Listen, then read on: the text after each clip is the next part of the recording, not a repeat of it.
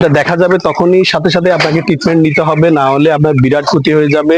ক্ষতি বলতে যেরকম যে আপনার মুরগিতে ঠান্ডা লাগতে লাগতে মুরগির গলায় কফ জমে যাবে, কফ জমার পর সাথে সাথে ওরা খাওয়া বন্ধ করে দিবে। তাদের যে ওয়েটটা গেইন করে যে কোনো বয়সেই, সাথে সাথে সেই ওয়েটটাও তারা কমে যাবে। তো সেক্ষেত্রে আপনাকে অল্প অবস্থাতেই মুরগির সেই রোগ থেকে বাঁচতে হলে মুরগিকে অবশ্যই আপনাকে সঠিক ট্রিটমেন্টটা জানতে হবে, কি ব্যবহার করবেন সেটা জানতে হবে।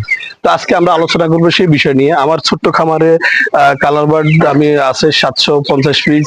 তো 750 পিস যে আমারও সেম অবস্থা হয়েছে। তো আমি ফার্স্টলি যে ওষুধগুলো ব্যবহার করে এখন মোটামুটি মুরগি সুস্থ আছে, সেটা আপনাদের মধ্যে আমার যে এক্সপিরিয়েন্সটা সেটা আজকে শেয়ার করবো।